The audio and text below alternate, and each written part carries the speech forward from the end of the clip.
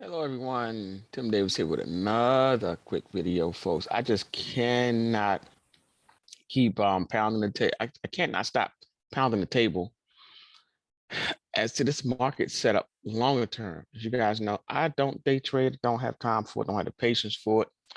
So I try to find longer term trends that I can just set my portfolio up to take advantage of the longer term trend. So this is a weekly chart of the DIA, but I'm gonna switch to a weekly chart of the IWM and point out a few things. And then I'm gonna switch to, then I'm gonna show you guys, the comparison of the weekly chart and the monthly charts of the IWM, the SPX, and the triple Qs.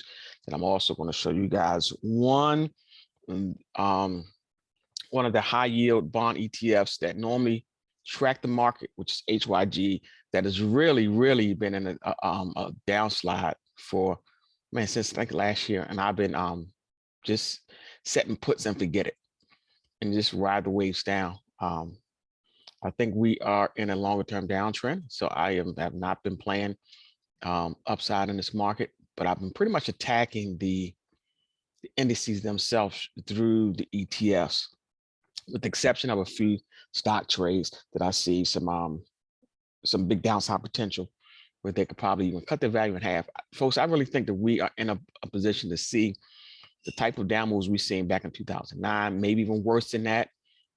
This could be one of the worst ones we've seen probably in a very long time. There's a lot of reasons for that I believe in that. So I'm going to show you guys these monthly charts and show you where we're sitting at and show you how, if you look at the monthly charts, it looks like falling knives. It looks like it's just so much more room to the downside to go. And we are just about to test a certain support level. And I think that's going to be broken. I think it's going to be broken. I think it's probably going to be broken in a big way. That's just my opinion. I just switched right now just to a quick monthly chart on the IWM. And as you can see, this line that I drew is the point that we reached, which is around 170, close to 170 that we reached back in 2020 when we hit this level. And that was the COVID plunge. We went straight down, and that was a quick move down, and then we went right back up. So that's what actually happened then. But I think if you look at this monthly setup, I think that COVID plunge was just the beginning curse of what's to come in the future. And I think we are about to see that draw play out now. So let me remove this. So we're right at this test level. So you see this line that I drew is right where we started to pull back. So we tested this level before, back in early part of 2018. We hit that level, we pulled back, and we pretty much stayed very close to that level on IWM between, actually, look how low we got. Looking back here, back in December 2018, we got to as low as 123 on the IWM. And back in the COVID plunge, we got as low as 94, or back below 100. Me personally, I think we're going a lot lower, and it's a possibility. I think it's a huge possibility that we could probably we could make an attempt to test the lows of the COVID plunge back in 2020. So we had to see how that pans out, but I do think we're going to break. First, I think we're going to break this level of support, because previous resistance, which is where you see these circles that I just highlighted, normally becomes support. So I think we're heading to test that support level. So we're heading to test that 170. If that 170 does not hold, folks, we are going to see the sellers really increase in momentum. So you'll see the selling pressure really intensify if we can't hold that level that we broke out from, and we started to fell from back in the 2020 plunge. And the options market has been showing us there's been a lot of put activity within the IWM. And one of the reasons I'm focused on the IWM so much is because they don't have the pricing power that the triple Q, that the big cap stocks have. You know what I'm saying? Even though I think the entire market is going to really accelerate to the downside, but I think the small caps is going to fare a lot worse. So I have a lot of different positions set up in an IWM that I've been rinsing and repeating. I've been rinsing and repeating for the past year. with put options and put strategies and downward type strategy, credit spreads within this IWM. I just been hitting it hard. In and out, take profits, reload, take profits and reload. And I've just been doing it for the past year within the IWM. As you can see, the IWM, when I first started playing this to the downside, the IWM was up to 244. Look where's that now, folks, 184. So you think I made out pretty well trading this IWM to the downside since last year. I did. A couple of months here. You see this little green candles, but that was nothing. It's nothing compared to where IWM, because it has not really created any new highs on this monthly chart. And I don't think we're going back to 244 no time soon. I think the trend is to the downside. The pressure trends to the downside. So that's what the IWM looks like. Look at the SPX. And look, this is a monthly on the SPX. And again, I want to point out the RSI on a monthly chart, folks, because RSI on a monthly chart, every time it is hit, here's a monthly chart. I'm sure all the way back to 1975. Every time we have started this move, we got almost halfway between 30 and 70, 30, 70 level being an overbought level at RSI, 30 level being an oversold level at RSI. I think we headed back to this 30 level oversold level on a monthly chart. So when you see these extreme moves on a monthly chart, that's what I just keen in and I just sit there and wait for that move to play out. If you see back here in 2007, from 2007 all the way down to 2009, RSI went to finally hit the oversold level below 30, and that's when the market ricocheted went higher. From 1999, actually, I think this was even earlier.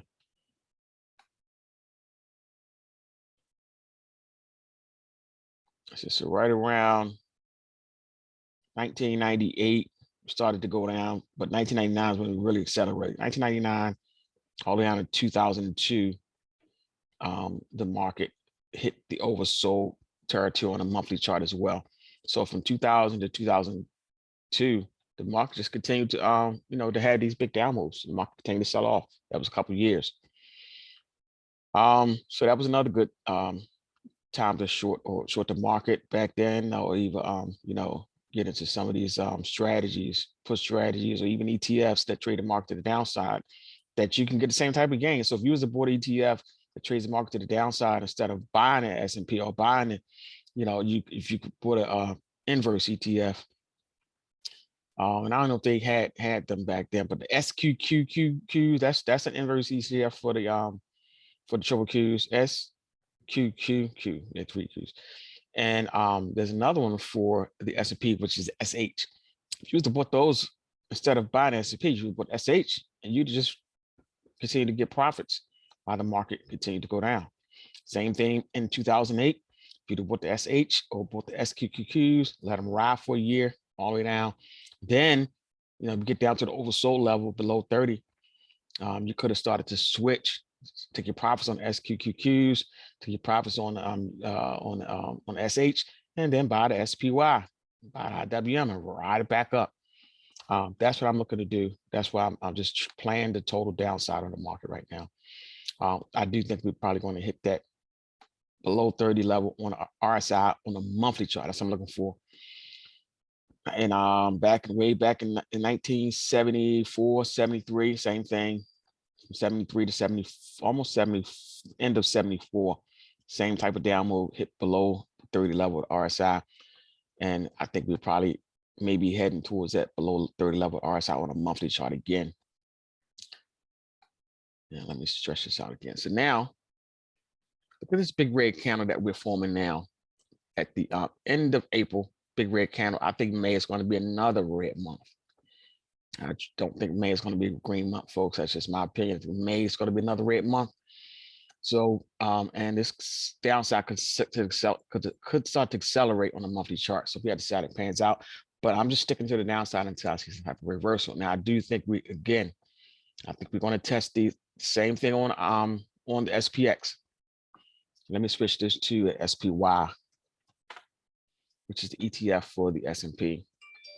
So I think we're going to end up testing the area that we broke out from, of area that we pulled back from on the COVID plunge. So that's right around 345. So right around 345 is where we initially started to accelerate to the downside on the SPY with the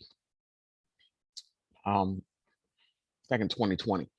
And right now we're sitting at 412. So from 412 to 340, 345 is a long way down on the SPY. So that is a good first target goal.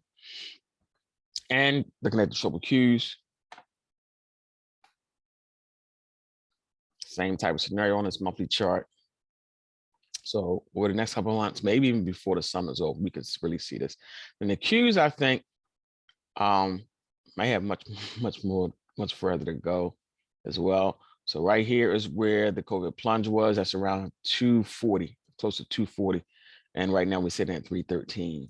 So we could see this, folks. I mean, we could see this between now and June. We could see this all the way down here between now and June. If you look at the momentum, TTM squeeze, momentum is all these dark blue bars is definitely showing that we are really heading down. And RSI is nowhere near oversold yet. So on a monthly chart, so I think we're heading to oversold territory on a monthly chart. And then we have to see what happens. If we get it between now and June, I think we'll see a bounce. But if we do see a bounce, I think we're gonna come right back down. I think if we look at the quarterly charts, that even tell you another story. It's a quarterly chart. Look at that. Like we are at the top of a mountain. So we're just getting started. So if for the next 4, 5, 6, 7 quarters we continue down, we can see many red bars in a row, even on a quarterly chart over the next year. If you look back in 2000, back to the left of my screen, you'll see when we started to go down 1, 2, 3, 4 red quarters in a row. There's 4 red candles in a row, and then the very next one was a little green, but it didn't break out above the previous quarter, and all it stayed muted, and we continued to go lower until we got as low as right here, 1976, $19.76 on the Qs back in 2003. Now, do I think we going that low again? I don't think so. I'm saying I don't think so because I don't know what's going on longer term.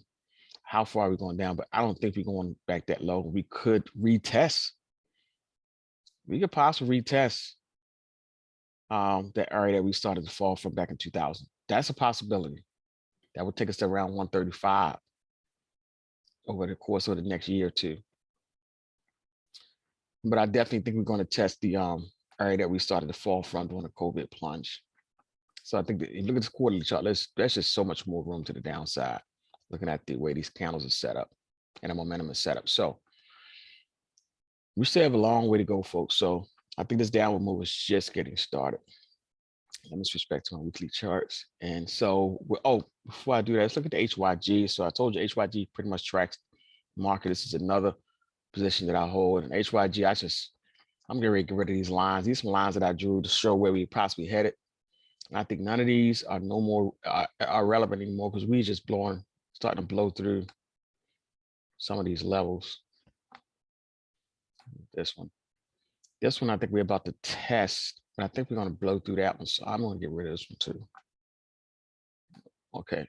So ultimately, I think we're heading back down here on the HYG around 65. I think we're heading there over the next couple months, maybe before the end of this year. All right, so that's the level I'm shooting for on the HYG. It's around 65, actually. It's the first level right here, around 65. But you could ultimately see the same level we seen back in 2009, which is around 61. All right, so that is that's my logic behind the positions that I hold. Now I'm gonna show you guys real quick snippet. And this is something I haven't done in a very long time, but I'm just gonna show you guys exactly what my portfolio looks like Now I set it up. Now it's been a rinse and repeat thing. Oh, let me show you guys oil too, because I do have oil stock here. I don't have a lot of faith in the energy sector right now. I think we maybe because the same type of thing that happened in 2009. I think we're about to see the same thing in 2000. And this, I think the energy sector may have petered. It may have petered out by now. So these are the highs that and this are the levels that I looked at on the energy sector. So I have one energy stock I think I'm gonna get rid of today because I really don't have faith, even in this oil sector or this energy sector. I think we may have hit the highs for a little bit. So this blue line, upper blue line, is where I thought we would head to. We actually pierced that and came right back down. Looks like we are probably even heading sideways or maybe even going low. So we have to see how that pans out, but I have no huge faith in the energy sector just yet. I think we may have hit a ceiling. So we have to see how that pans out. So I'll probably getting rid of that energy stock. Now, with that said, let's take a look at my portfolio. So this is a freebie for all those who follow me. So you'll get a general idea of how I've been setting myself up in this market. Let me find it first.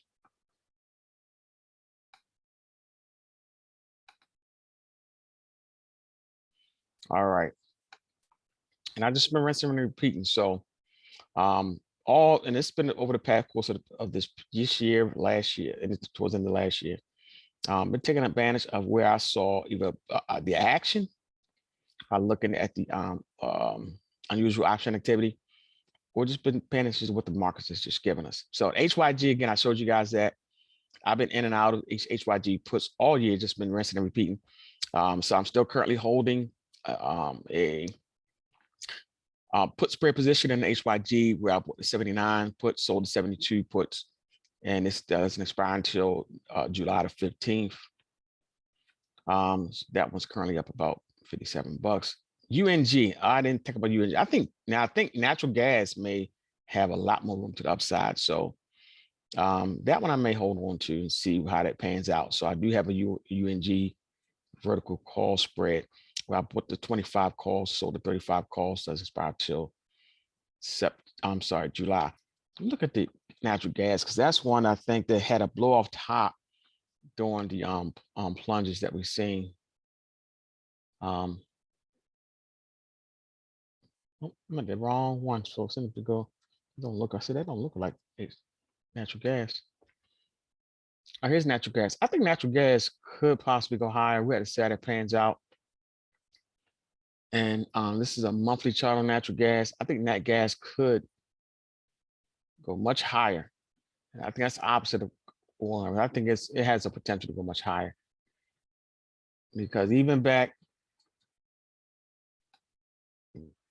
let's see, it did eventually started to go down in 2009, but I think it's on a new uptrend, folks, long-term uptrend. So we had to see how that pans out. We had a pullback, a sharp pullback back in September, and then we started to rally again. This is a monthly chart. So I think nat gas could possibly go much higher. There's a quarterly chart of nat gas. So we had to see how that pans out. I think it could go much higher looking at the way the quarterly chart and the monthly chart is set up. So I'll hold on to that one for a second. So but I'm mostly got my portfolios focused on the downside. So yeah, so I have that one nat gas position just in case. Another HYG position. This one does buy in September again. I just been taking profits and rolling up to further expiration months. This one does buy into again is in September, so I got plenty of time for this to play out. What the 80 puts, and I bought this a while ago. Sold the 65 puts, and again HYG. So this is already pretty profitable, but I still think there's a lot more room to the downside. So you hold on to your winners. A lot of time still left. Here's HYG. So we're already below 80. And I just still think there's more room to the downside for this one to play out. We got a monthly chart, HYG. Here we go. Look at these red candles just stacking up. Each month they're just stacking up, getting lower and lower and lower. So I think we'll hold on to that one for a lot longer. I have another HYG Same expiration, bought the 82 puts, sold the 75 puts. Again, both of these up substantially. IYR, that was another position I jumped into after I saw a possible topping pattern. So I bought the 105 puts, sold the 85 puts on that, but doesn't expire until September. I saw a lot of unusual option activity in that one as well. This is iShares US real estate ETF. I think the entire market is going to suffer, even this ETF. So, and this one, I like this one because like we were at the top and just trying to find which direction to go. We got as high as 116. Since then, we've been stuck in between these two ranges, which is what I highlighted here, these trend lines. But I think ultimately we will break below this lower range and really accelerate to the downside. So that's my speculation on that one. And here is a few more positions. IWM put spreads. I've been really rolling with these over the past year. So this one, with the 195 puts, sold the 175 puts, and this one is well in the money, but I still think there's much more room to the downside to go. So I'm looking for try to get max profit on most of these ones that I showed you. Max profit, I think, is not going to be a problem. Shouldn't be a problem. And another HYG, 80, bought the 80 puts, sold the 75 puts. And that was currently up as well. Doesn't expire until June. Another IWM 198. This is a credit spread. So this credit spread I entered probably about a month ago.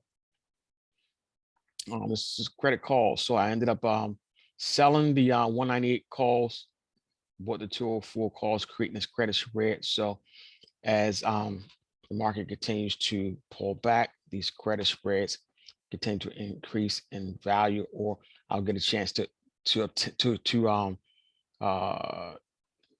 be able to keep the entire credit that was given to me at the time when I opened this spread up, as long as at the expiration the credit spreads, as long as price action is well below this 198 and it expires worthless in June, I can keep the entire credit. So we'll see how long I hold on to that. VGK saw some unusual put option activity. This one probably over 2 months ago. So I just set it, bought these two, just set in it, and it's been working out pretty well. Bought the 62 strike put, sold the 55 strike puts, just holding on to this too also for maximum profit. Right now it's up almost $300. SPY credit spread, also into the credit spread on SPY over a month ago probably. This one sold it for 30 calls, bought it for 36 calls, creating that credit spread again. At expiration, if we close below 430 on SPY, I'll get a chance to keep that entire credit. These credit spreads, I'll probably close these out well before expiration as we get closer to max profit. This is my COP position when I thought oil was probably going to continue its move up. I'm really not too keen on this energy sector right now, just because of the way the WTI crude is looking right now. So I might be closing this one out. This one I ended up buying a 100 calls, sold the 105 calls, creating that spread. We'll have to see what happens on this week. I may end up closing that one out. Just stick to all downside moves. Deutsche Bank put spreads on Deutsche Bank a while ago. Bought 11 puts, sold the 8 puts. That's by June. This one's up almost $200. IWM, another IWM. So you guys, this is a brand new one. I just bought this one last week. Bought the 185 puts, sold the 165 puts. As I showed you on the chart, I think IWM probably has the potential to hit 165, and I think that'll happen over the next month and a half or so. So I entered more IWM positions. Triple Qs, another put spread on triple Qs. Bought the 318 puts, sold the 305 puts that expired till July the 15th. Again, showed you guys that Qs are heading downward, and that was also up position. A short-term IWM, which expiration is coming up next week. I'll probably end up taking profits on this one.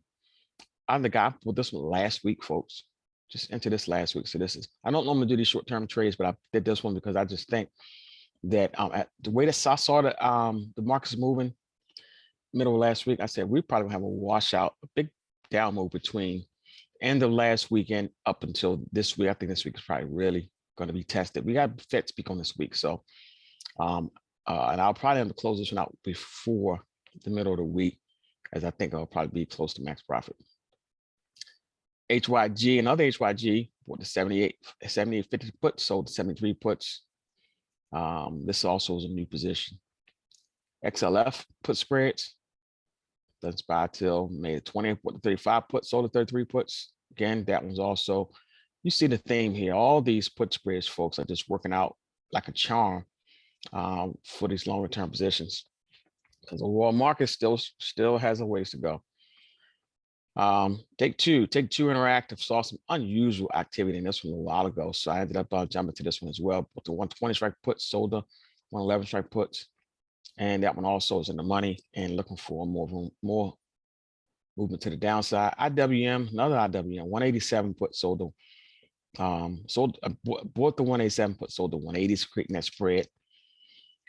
Again, the other move, just holding on to IWM thought process to the downside, still up. That one as well. XLI put spread. This one also saw some unusual activity in this one a little while ago. Put the 98.5 put, sold at 95. Right now we're up a little bit on that one. EFA. This is just a straight put option. So this is a single put option. Doesn't expire till May the 27th. Right now down around $27. But I think in this EFA was another ETF that I saw some unusual option activity. I think this is the one that tracks it's the MSCI overseas market, I believe. So this one looks like it's just starting this down move on this monthly chart. So that's one that I just jumped into recently, and we'll see if it continues to head down towards that 60 level. And last but not least, let me see, I think it's the last one. Let me make sure. Yeah, that's the last one, folks. Oops. All right, so here's another IWM. IWM on this one, bought the 200 strike puts. No, this is a credit spread, I'm sorry. So this one I ended up selling the 200 calls and bought the 205 calls, creating that credit spread, taking in the credit. And that one also probably hold until we get max profit. So you get the thing, folks. Again, I do think that there's a lot more room to the downside. I think the overall market is more in favor of the bears right now than it is the bulls, no matter how you look at it. No matter how you slice it and dice it, I think the overall market is more in favor of a longer term continuation to the downside than the upside. So as we see the market rally, like looking at futures right now this morning, there's a rally going on. Or should I say, yeah, I guess it bear market rally. So right now, looking at the futures, looks like looking at the 4-hour chart, we are definitely in oversold territory. So would not surprise me to see some type of move, continuation to the upside. But look at what's been happening, even on a 4-hour chart. Every time we get these rallies up to the 50-day moving average or even to the 20-day, there's been a rejection. So and we'll probably see the same type of day we've seen on last week, move up to these moving averages and come right back down. That's what I expect to see. Here's a daily chart of the Dow Jones futures, and this is another side that we probably gonna see more pressure to the downside as you're starting to get these moving averages starting to cross below the 2. This is a 250. This red line, folks, is a 250 EMA.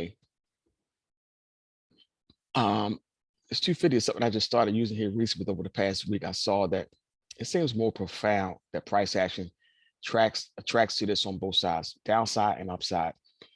And it's like right around here is where we've pretty much been finding a base before we got a nice move up, then came right back down, and we're finally below. Price action's finally below 250 EMA.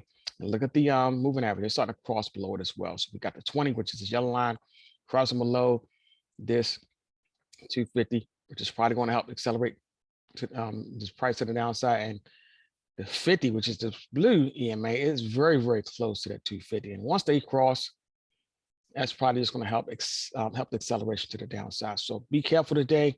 We could see a little rally up to these moving averages, and then the moving averages will act as an area of resistance and probably push price right back down. All right, folks, wanted to share that with you guys. Have a great day today. Today is Monday. It is now 5:30 a.m. on May the 2nd, 2022. I think the story selling may go away. It's probably going to play out throughout this month. So if we get a nice rally in the market today, enjoy it. And then we hit some of these resistance levels, probably want to be a seller. All right. Have a great day.